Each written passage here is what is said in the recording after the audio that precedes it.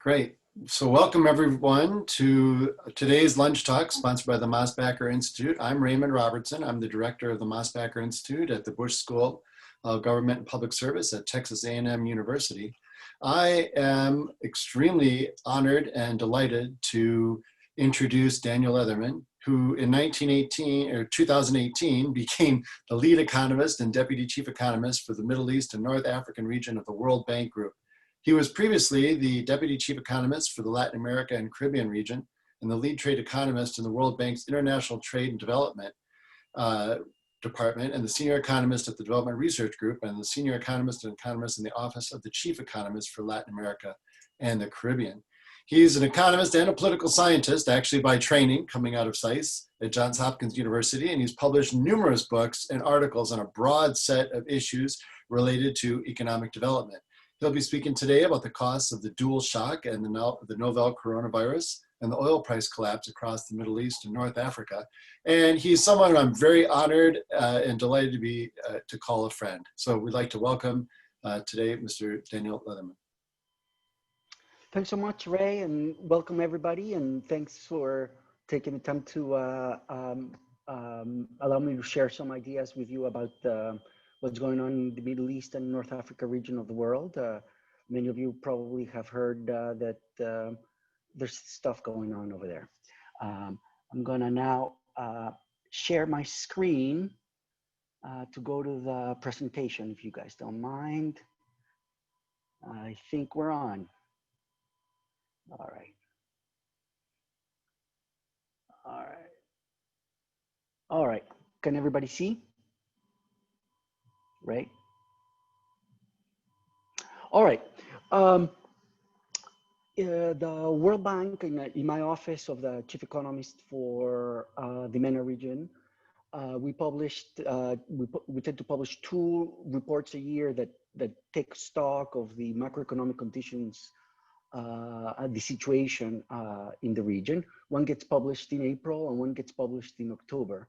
Most of the material that I'm going to share with you today and the ideas come from the April report. The October report, we're about to go live next week, but it's not yet available. But some of the ideas that I'm going to share with you are going to appear in that report. So in a sense, you're getting a sneak preview.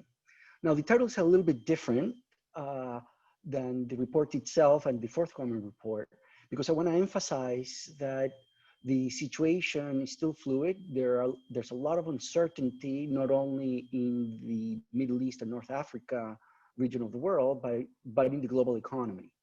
But I'll show you that in spite of this uncertainty, we can pretty much conclude that the situation is dire.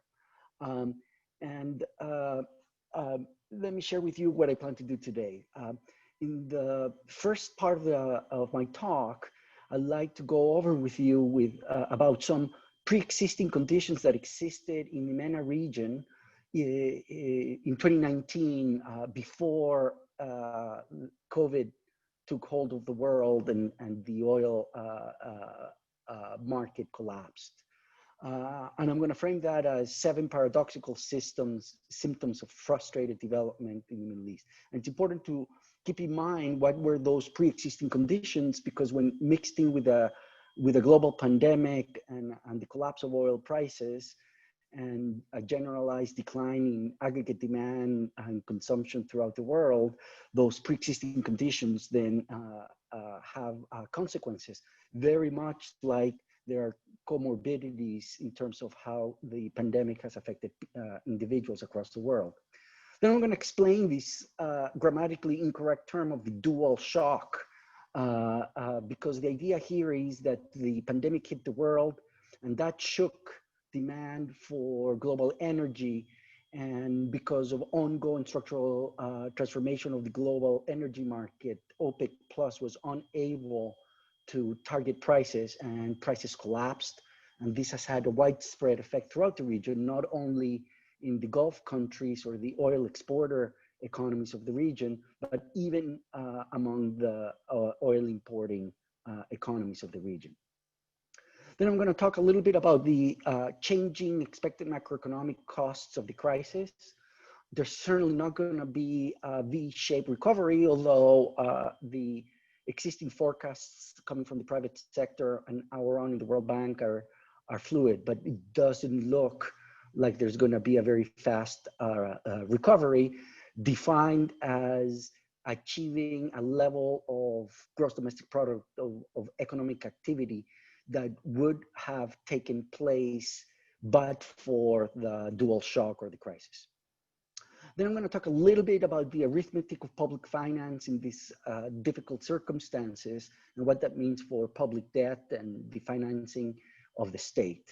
Then I'm going to talk about the social costs, our best guess estimates of what's happening to the number of poor people in the region. The numbers are staggering, but I'm also going to make an argument that even our staggering projections of the increase in poverty are underestimates of the real life situation. I'm going to explain why. And then I'm going to conclude with a pitch that a central issue for both the recovery, for dealing with the pandemic, dealing with the dual shocks, and to have a sustainable recovery thereafter, transparency and access to information and the accountability of political leaders in the region needs to be enhanced, to put it in a very diplomatic wording. All right, so MENA's pre-existing development challenges can be, in our opinion, aptly summarized as 7 paradoxical symptoms of frustrated development. But in the field of medicine, a paradoxical reaction or a paradoxical symptom is a reaction to a medicine or to a shock that affects an individual that has the opposite consequences of what you would expect. For example, patients that are given pain relievers, and as a consequence of the pain reliever, they actually experience more pain rather than less. That's called a paradoxical reaction or a paradoxical symptom. Now, there's 7 paradoxes that for anybody that studies the Middle East and North Africa region will probably seem obvious, but it's a good sort of mnemonic device that if you remember the 7 symptoms, you will understand a lot about the economic and social development challenges that have been facing these region of the world. The first one, starting here on the left, is that the region has clearly for decades, at least since the beginning of the 21st century, suffering from a chronic low growth symptom. And I'm going to show you in a little bit of evidence about that. But essentially, most countries of the region that the World Bank covers as MENA have been underperforming relative to a very mediocre standard, which is what's the typical gross domestic product per capita growth rates observed in the rest of the world for countries of similar levels of income. And the paradoxical response to that low growth is that in MENA, instead of having high unemployment and underemployment of uneducated workers or lesser educated workers, like people that go through elementary school and nothing more, are actually lower than those that go to university. So MENA is characterized by exceedingly high reported levels of unemployment among individuals who have graduated from high school and had gone on to college. You're all in Texas somewhere or in the United States, the majority of you that are logged on today, and you know that people have been talking, and if you read the media about inequality, usually we're talking about that, you know, the privileged are those that go to college and graduate school, and we tend to fare better than those who do not. In MENA, if you believe the national statistics, it's exactly the opposite. And that's odd because since growth has been so anemic, you would have expected that employers would have turned in favor of hiring skilled workers rather than unskilled workers across occupations. The second paradoxical symptom is one that there's a characteristic of the MENA region that outside of the Gulf, which are the rich oil exporters of the world, Saudi Arabia, Qatar, etc., um, outside of those economies, there's been persistent twin deficits. These are high fiscal deficits, high public debt, and high trade and current account deficits, often reaching double digits. In Lebanon and Tunisia, the current account deficit before the crisis was close to 20% of national output or GDP. Okay, yet until now, until the crisis, the region had extraordinarily few macroeconomic crises like Greece or Argentina or Mexico in the 90s, East Asia in the late 90s, Russia in the late 90s. In fact, in our April 2018 report, we calculated that in existing data sets and our own estimations, the probability of a country in MENA of facing a macroeconomic, either a balance payments crisis or a financial crisis or a banking crisis, range between 25% to 50% lower probability than in the rest of the developing world. So that's a paradox. How can the region have such long-standing deficits and never really face a crisis until the current Lebanese crisis? And that gives you a sense of how extraordinary and dire the circumstances are in Lebanon nowadays. A third characteristic is that there's been tremendous social unrest in the region. There hasn't been only wars, like bloody wars, but especially since 2010, 2011, the so-called Arab Spring, the probability of seen civil unrest in the form of strikes and protests in the streets, however peaceful they might be, the paradoxical response to that social unrest is that you would have expected that after so many years of social protest, that things would have changed. And yet economic and political structures in MENA have survived these social unrest. But by the way, the metric of social unrest is various ways of measuring, but regardless of data set, the countries of MENA have a tenfold higher likelihood than the rest of the world of facing street protests. And after the talk, I'm happy to discuss that because we've been doing a lot of research on the causes and consequences of social unrest. The region is also surprisingly characterized until the Lebanese crisis as having very low measured extreme poverty when compared to the rest of the developing world. Yet what makes, in countries where you observe low poverty and relatively low inter-household inequality, you would have expected these economies to be also quite equal across territories. Yet MENA is characterized by having the largest share of inequality in the world that's due to spatial inequality. So what's known in the region as Upper Egypt, rural areas that are far away from the cities in Egypt are extremely poor compared to Cairo, Alexandria, or the areas around Suez, for example. Southern Tunisia is much more poor than northern Tunisia, the same thing in Morocco, and so on and so forth. About 63% of national inequality on average in the MENA region is due to spatial inequities. The region is also characterized by these strategic location along the Mediterranean and through the Suez, which is the historical trading routes of the world where trade between East and West goes through. And enormous natural wealth, particularly in fossil fuels, and it's only getting bigger with the discoveries of deep water oil wealth in the Eastern Mediterranean. And in spite of sharing that privileged location and natural wealth, there's minimal levels of regional economic cooperation. Needless to say that in terms of hard indicators of economic integration. Most modeling in this area would suggest that MENA is, given its geographic positioning, intra-regional trade is below what's expected by standard models of international trade.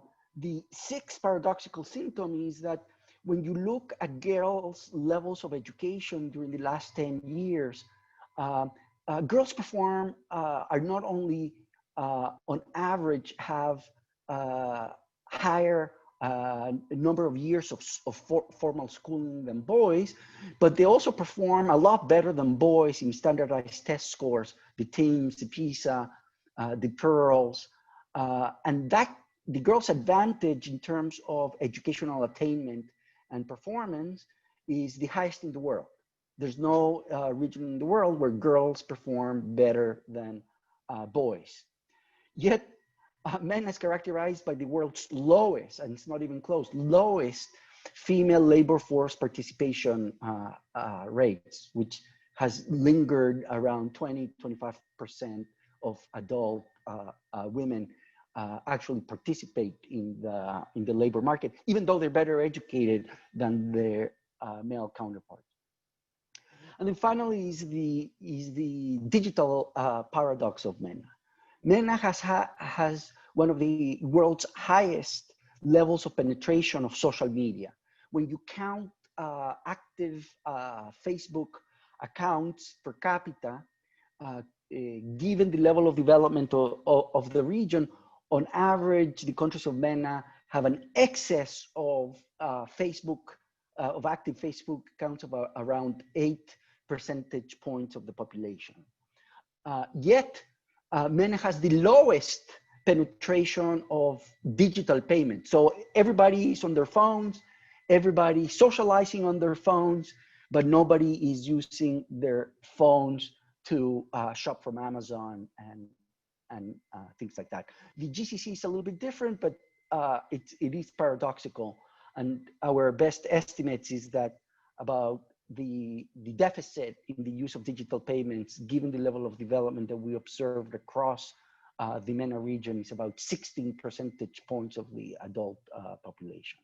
So if you remember those 7 things, you know a lot about what MENA is about and what were some of the socioeconomic development challenges facing the region prior to the pandemic. And this is the graph about the lackluster or chronic low growth syndrome. If you place yourself in 2019 and use forecast for 2020 and 2021, and then took into account the realized growth rates of the region and average it out, and then you compare it with a mediocre standard, which is the red line, which is what was the typical GDP per capita growth rate for high income countries, for upper middle income countries, for lower middle income countries. You see that most of the MENA countries here symbolized by the blue diamonds are below even that mediocre benchmark. The only 2 exceptions are Djibouti, and Djibouti is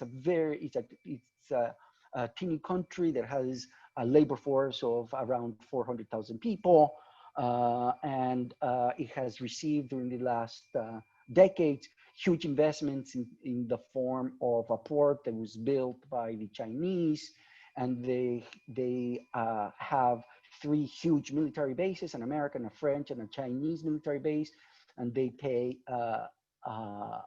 rent to Djibouti. And they've used the incomes and the Chinese loans to build up infrastructure, and that explains the Djiboutian case. And then the other exception, the long run, has been Morocco, which is considered to be a star performer in the region, but Morocco has experienced a notable slowdown of its GDP growth rate, at least in the last 10 years. And the rising star in growth is Egypt, but it had a major macroeconomic adjustment in 2015 that brought about a big depreciation, a change of monetary policy that made its tourism industry and other tradable industries temporarily more competitive. And so since 2015, 2016, it's been growing at somewhere between 5 and 6%. And that has brought Egypt just below this mediocre standard of that, what's typical in the rest of the world. So that was just a picture to show you. Yeah. Now, I think about transparency, which is discussed in the report. MENA, so what we're measuring here is log GDP per capita on the horizontal axis, and an indicator of data transparency and data availability and reliability on the horizontal axis. We have a picture for 2005 and a picture for 2018. You can see from the picture that the Middle East and North Africa region is the only developing region in the world that on average experienced a deterioration in its data transparency indicator in absolute terms. And it's underperforming significantly more than any other region in the world relative to what you would expect given its level of development. And in the report of April 2020, we, using various modeling approaches, we estimated that the economic costs of this deteriorating transparency ranged anywhere between 7 and 14 percentage points of GDP. By the way, in the previous picture, in the hypothetical scenario that all of MENA would have grown at the mediocre rate, MENA today would be at least 20% richer. And I just told you that deteriorating transparency and accountability in the region by its own explains a deterioration of around 7 to 14 percentage points of GDP. So it's a tremendous lost opportunity. So that was the situation before COVID. And then the dual shock hit. This is a map of the spread of the pandemic published by the New York Times in May. So as everybody knows the story, it started in China, it moved to Europe, and then the pandemic arrived, the virus arrived through the West Coast from China, through the East Coast from Europe, and the rest is history. So that's the epidemic shock. And then the oil shock. So this graph shows the evolution of spot prices in financial global commodity market, and you can see how the price of a barrel of oil for a daily delivery plummeted in January. These lines are what the futures market, meaning that investors were betting in commodity markets how much they were willing to pay for delivery in the future. And this is what that curve as of January 21, 2020 looked like, right? In the very near future, they were predicting a price of oil just above 60. And the realization was just below 50 after it had partially recovered, and more recently it has begun to fall. And importantly, now the expectations of the market are that in the relatively long run, the barrels of oils are not going to be worth more than 45, 48 bucks.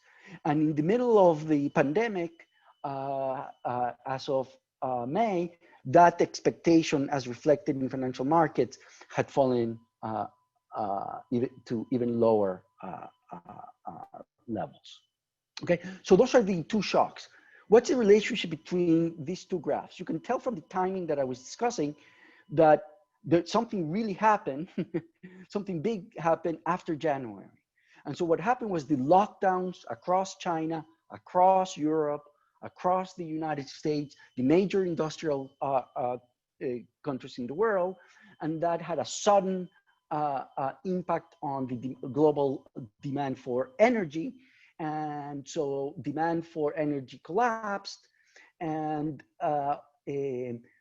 because of structural transformations due to technological change in global energy market, basically the advent of the shale revolution and renewables, OPEC, even including OPEC plus members such as Russia, has lost its control over global prices of oil, basically because the United States and other producers have now become big players. In fact, the United States now the world's largest fossil fuel producer.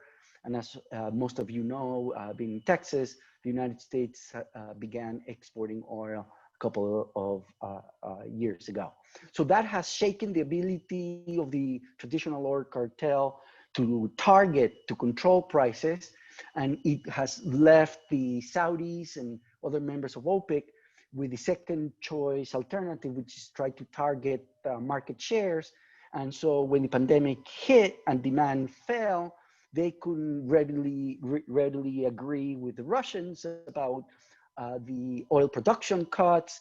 And so the Saudis stuck it to them and began targeting their market share by reducing their price on delivery down to the 20s. And that's that low peak in early part of this year. And that's how the two things are related. And that's why we awkwardly phrase it as a dual shock, because they're both part of the same phenomenon.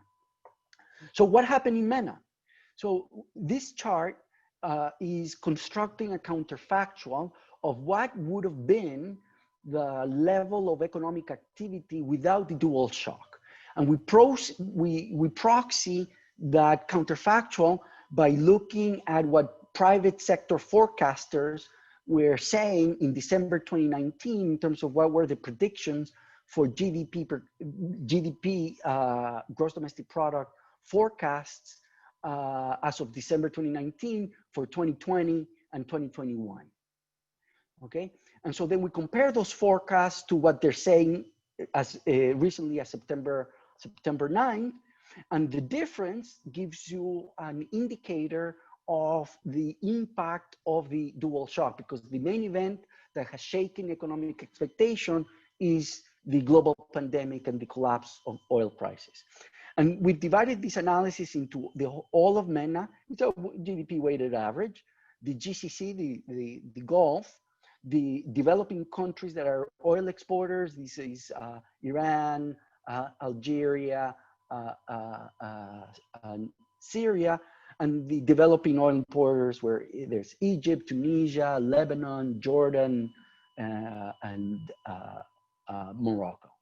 Now, the striking thing is that this is where you don't see a V, even though some of the growth forecasts for 2021 are higher than what they were in December 19. They're not enough to bring these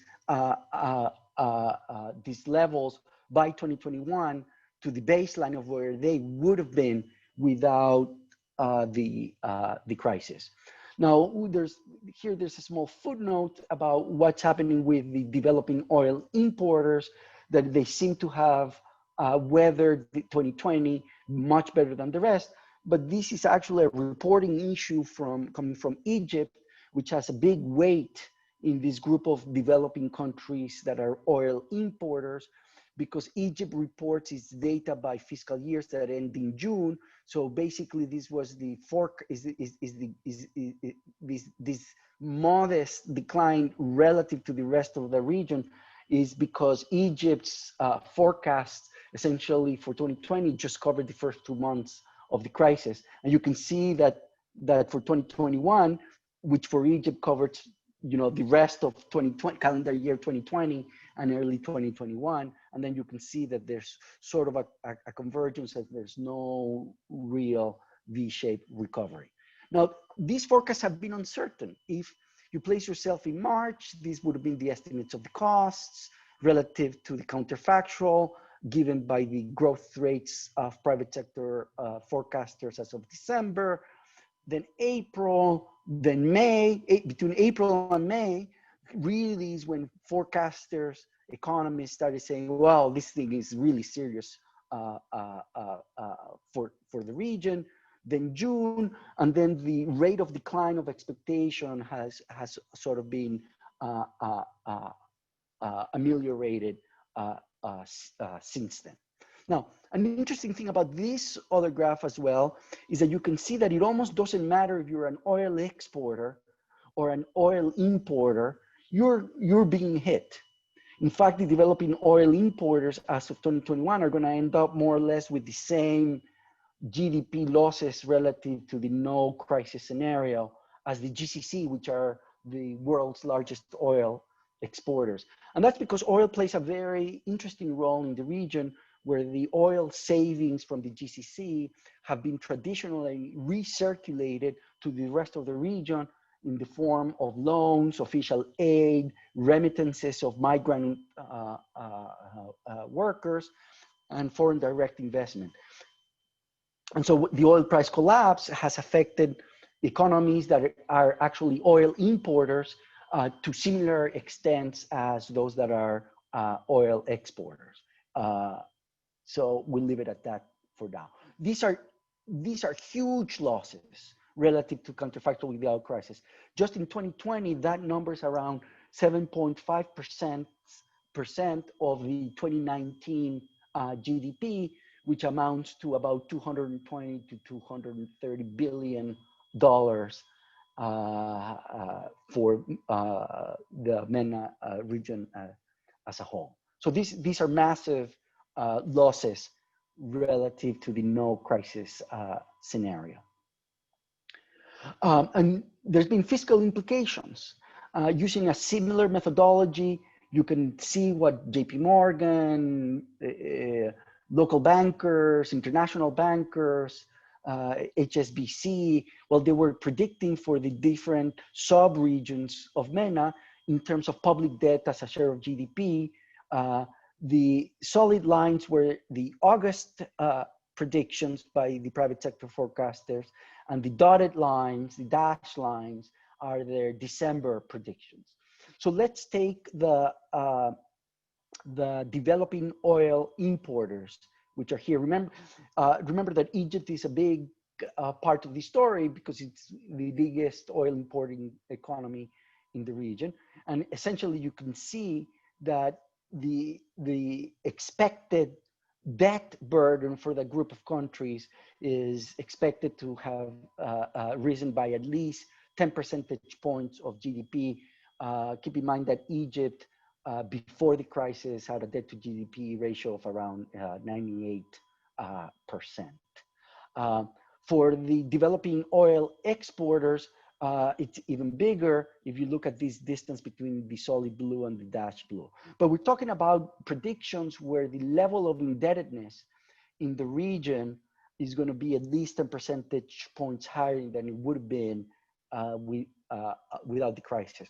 Now, to some extent, these predictions on public debt are good news in the sense that you want during a crisis to allow the government to issue debt in order to finance disaster relief, make the necessary investments in public health response, and then roll out cash transfers similar to those that the US government rolled out earlier this year for a population that is much richer than the developing countries of MENA. But Lebanon is facing a dramatic financial crisis, and I'll talk a little bit more about Lebanon as my presentation moves on. But this is going to have long-lasting consequences because as we move into hopefully pandemic-free in 2022, 2023, 2024, all of these debt will need to be rolled over, restructured in a period of time when all of the developing world is going to be doing more or less the same, and the multilateral international financial institutions such as the IMF, the World Bank, the Asian Development Bank, the African Development Bank, and so on and so forth, we will have no firepower left because we're putting a lot of emphasis in the crisis response, and so we're reaching the limits of what our capital allows us to leverage. So that the moment will come where decisions will have to be made by a variety of private and public actors, national and multilateral, about what to do with all these new debt. Now, there's, in terms of the response, I'm going to show a little bit of public financial arithmetic just to clarify some ideas. Okay, I'm going to be talking about changes in expected financing needs, which is code for how much more would an economy need in order to finance the response. So the financing needs are defined in an accounting sense as the expected fiscal deficit plus expected payments on debt that are coming due.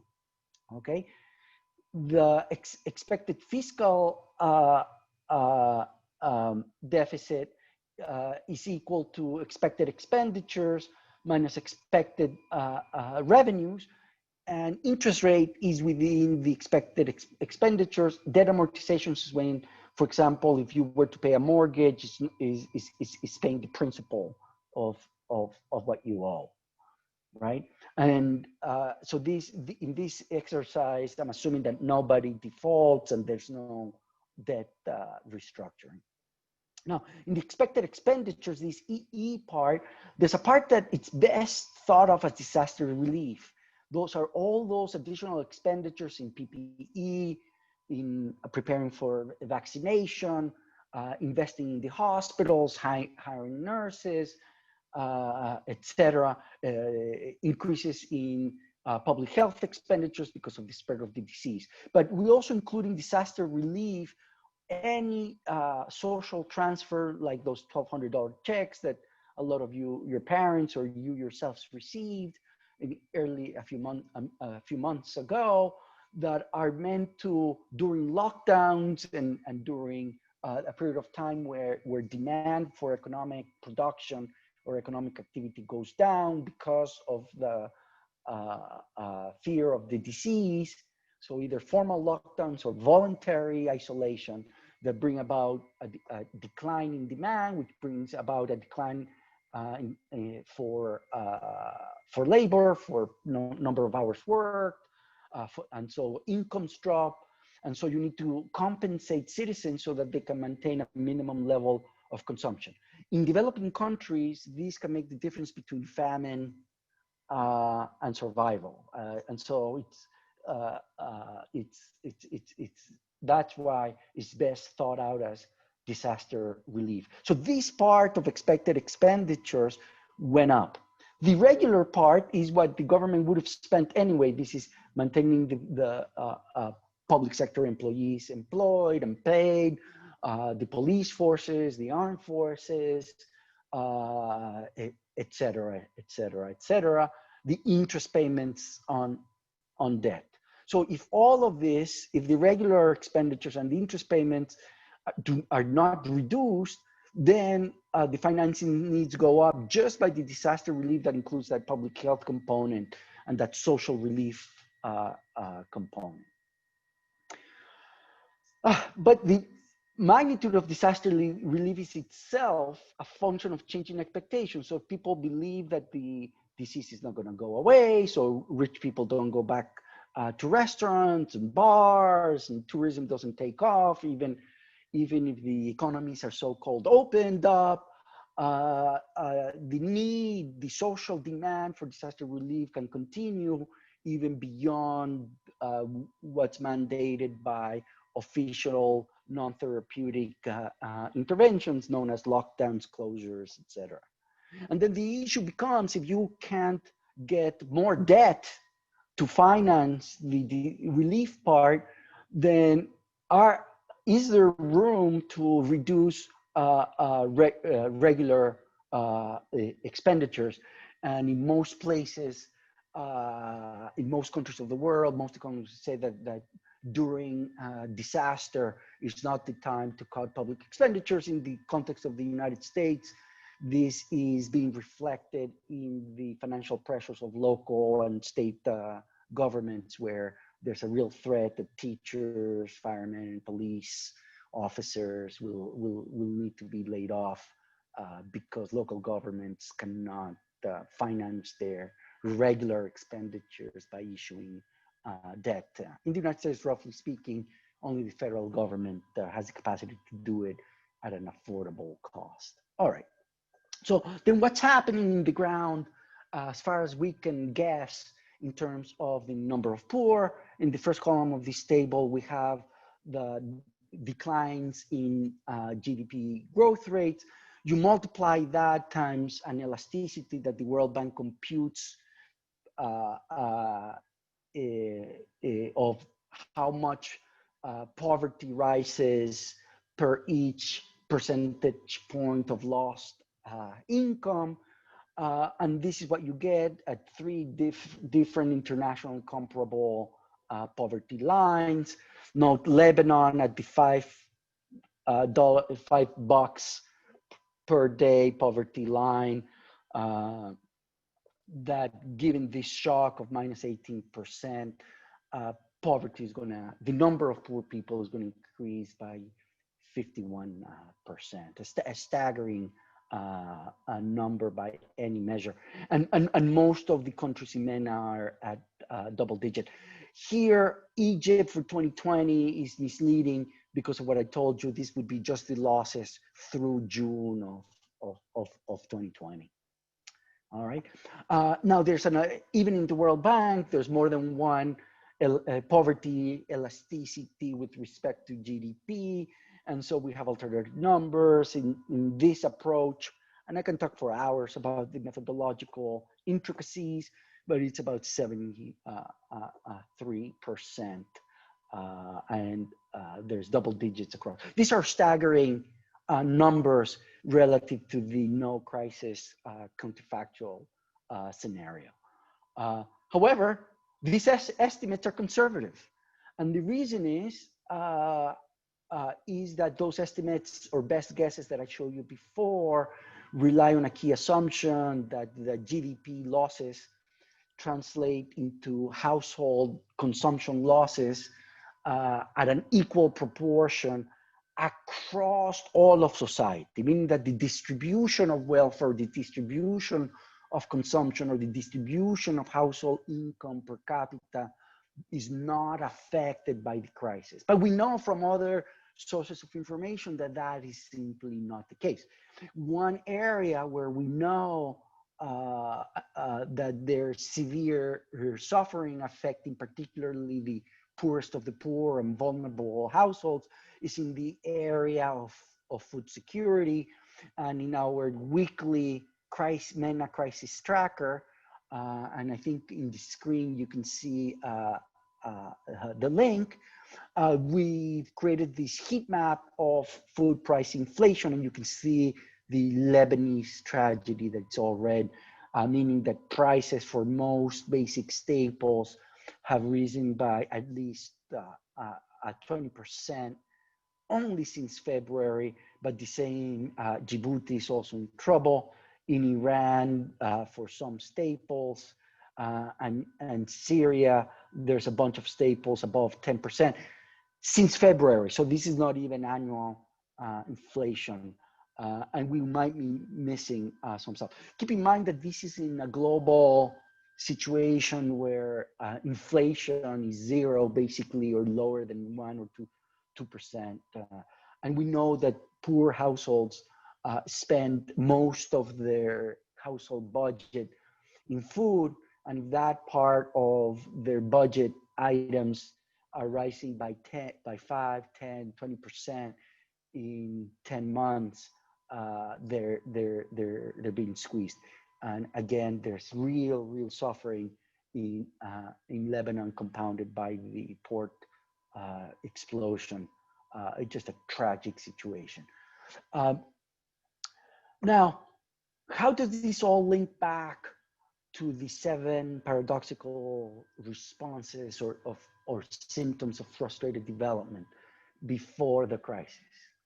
And we would argue that the central connection is that a lot of these problems that we faced before the crisis were linked to a lack of transparency that had deteriorated public trust in the acts of government, in the behavior of the state. And these and because of real reasons of opacity in public policy making, in enforcement of laws, and privileged markets that are not really competitive, even when the big players are, in theory, not part of the military or not part of the state. There's tons of state-owned companies that dominate key markets. And when there are private players in key markets, if you dig deeper, you find that there are the owners and the managers of those players are in one way or another related to key state actors. So there's no real contestability in markets, which breeds distrust on the state, and lack of transparency is an instrument for the maintenance of the structures. And that explains why, in spite of all the social upheaval, there's been very little change in the structure of markets, of competition that I mentioned earlier. And the chronic deficits used to be financed by the recycling of wealth from the rich neighbors into the oil importing and developing countries of the region. And the chronic low growth was reflected in mediocre, less than mediocre growth, and it was the educated, high-performing women that are unemployed and not participating. You have a huge human capital stock there that has remained idle outside of formal markets, because it's very difficult to enter and contest market dominance. There's the high inequality, regional inequality, breeds discontent, and social media perpetuates social unrest. Yet social unrest is unable to change the dominance of state-owned enterprises, of public employment, low entrepreneurship, high informality, which then feeds into low growth. And in the center of this pandemic, there's been an obvious need for transparent use of scientific and factual information, because both the economic situation and the public health situation depend crucially on society's response to both the policies and the pandemic. And that's why transparency is at the center of the crisis management response, but it's also the key for having a recovery that will allow the region not only to minimize the losses in terms of lives and livelihoods in the region, but to take the Middle East and North Africa onto a more sustainable socioeconomic path well into the future. And from a policy standpoint, there needs to be a pivot that de-emphasizes in the short term structural fiscal reforms to a real transformation of the role of the state. Thank you so much for paying attention. Thank you. Really outstanding, Daniel. Thank you so much. I mean, I think it's adding tremendous amount of value and insight into a very serious issue, which is the suffering going on in the Middle East. We've gotten a number of really great questions. I'd like to just present them in order that we received them, if that's all right. The first one is, just do you think the minimal levels of regional cooperation are due to cultural differences, or what would you rely on to explain some of those differences or lack of regional cooperation? I think that'd be helpful. Now, do you want me to give you all three? I have three real good ones right away. Do you want me to give you all three and then you can respond to them? Okay, so the second question is, what role could global leaders, and specifically the United States, China, and other neighboring powers potentially play in the recovery process of the struggling MENA countries? And furthermore, what kind of programs or initiatives could these nations enact, to help the region? What type of cooperation are you looking to? And then the third one that we got just around, then we'll move on to some others, is, the solution that you seem to be proposing seems to be to move to real free market policies, right? But apparently, you know, the general perception, both in the region and in the academic community, is that the Arab uprising started in Tunisia and Egypt, the two countries that had moved further up the bank's marketization recommendations than other Arabs. So do you have thoughts on that, or what recommendations are you proposing? And we'll let you go ahead and answer those. Keep in mind, we have about 9 minutes left. Yeah.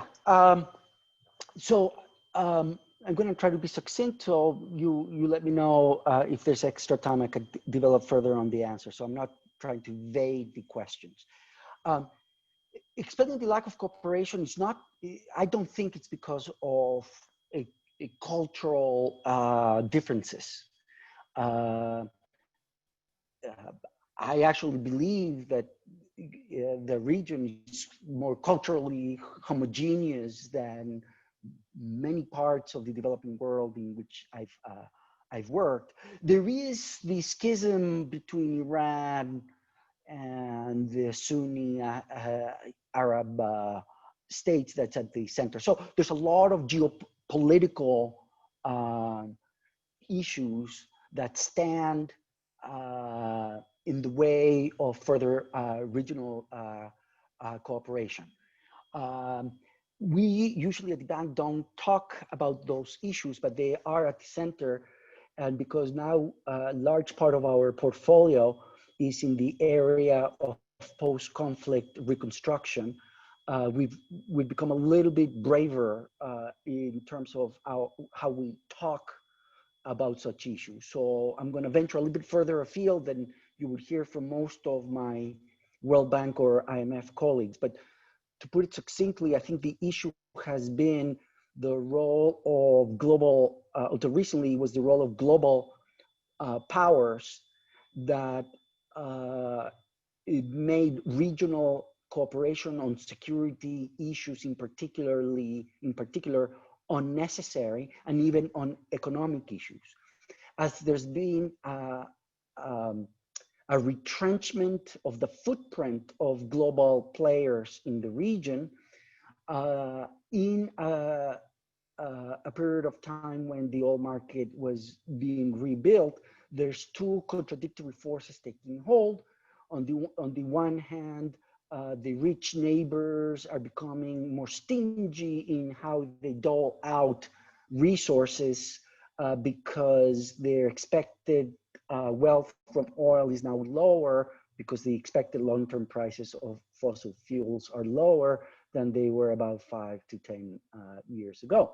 On the other hand, because of the retrenchment of the footprint of global powers in the region, their regional powers have stepped in, and this includes, in my opinion, also Turkey, and then you have new players such as Russia. But you cannot explain the recent detente or warming up of relations between some of the Gulf countries and Israel without taking that into account. The real reason behind that rapprochement is the retrenchment of the United States in the region, and there's a new coalition alliance being solidified to counterbalance the influence of Iran in the region. So I think that a lot of the lack of cooperation and lack of international trade, because borders remain highly contentious, is partly due to that. There are also historical issues of border disputes in Northern Africa that have persisted, but there's a new appetite for dealing with those, as you can probably read in the media, for example, regarding Algeria's move and Tunisia's and Morocco's slow and gradual attempts to try to bring a more modicum of stability and peace in Libya. So that's it for the first one. uh, global leaders, how can help recovery and action? I think in the immediate run, the most important thing is international coordination and cooperation in the rolling out of needed medical equipment, respirators, PPE, and eventually the vaccine. The vaccines are being invented in rich or large economies. And there's a lot of sort of vaccine nationalism that's very common during global pandemics. But there needs to be mechanisms invented for pooling resources to bring much needed medical equipment. I would also argue that there's a need for cooperation and international coordination in the international trade in food because of the food crisis, brewing food crisis that are beginning to be become notable in the region. So there's two areas where I think there's a need for international leadership and international coordination is in the public health areas, including right now beginning to invest in the rollout and the distribution of the vaccines when they become available, and try to prevent what many citizens within countries worry about, that it's going to be only the rich that can afford to pay for the medications and for the vaccines that are going to be the ones that get it. And that work begins, and at the World Bank, we're trying to set up a global development fund to do global procurement for PPE, respirators, and eventually for the vaccine.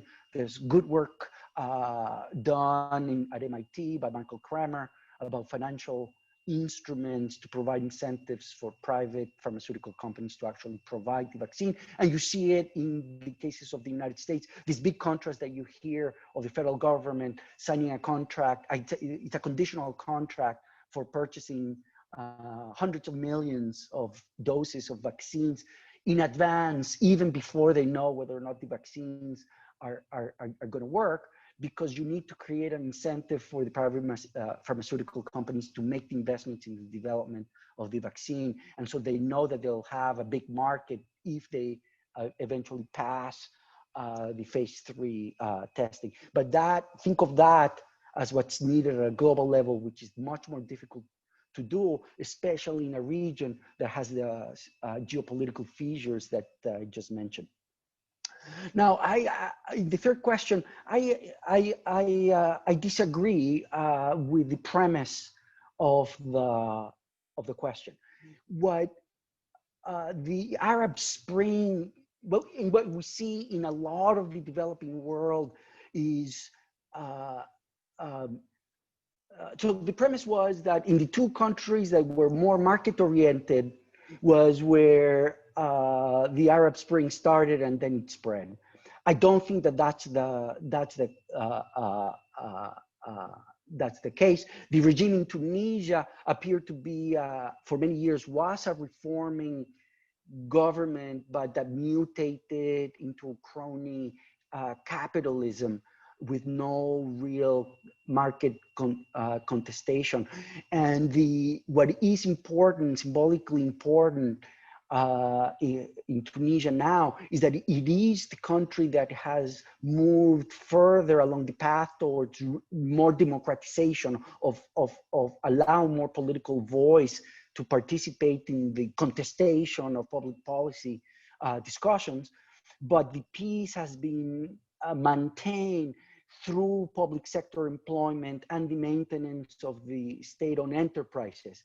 And it's the fiscal pressures that are now given no choice for these regimes but to open up to more market, to the democratization of markets, as my former boss, Rabbi Areski, likes to say. In the case of Egypt, a lot of the reforms are symbolic. There's been some reforms in monetary policy. There's been some reforms in terms of the reduction of the relative fiscal weight of energy subsidies, and so on and so forth.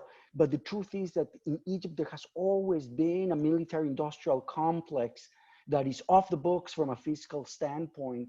And there's a huge dominance of huge state-owned enterprises. and companies that appear to be private, but they're really managed and owned by military leaders or retired generals and captains.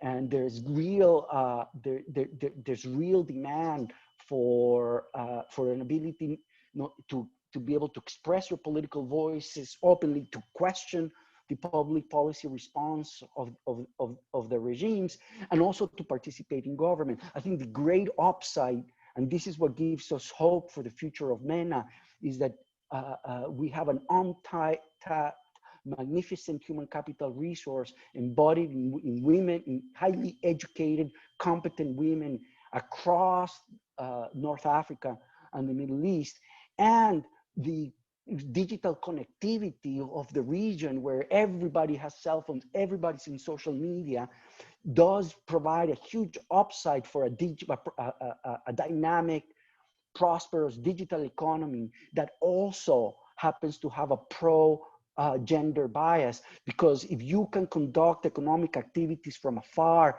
that sort of neutralizes some of the social norms and some of the public transportation challenges that a lot of women in the Middle East see as barriers for their integration into the market economy. Right.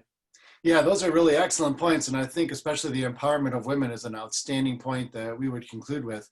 I definitely wanted to extend the invitation for you to come back next year. Hopefully we have lots of faculty who would love to chat with you personally, one-on-one, and lots of students as well. We thank you so much for what outstanding presentation and discussion. And we thank you very much. If we could all join me in giving him some virtual applause, that'd be great. And we'll see you next time. We'll see you very soon. Can't wait. Thank you so much. Take it easy. Yep. Bye-bye.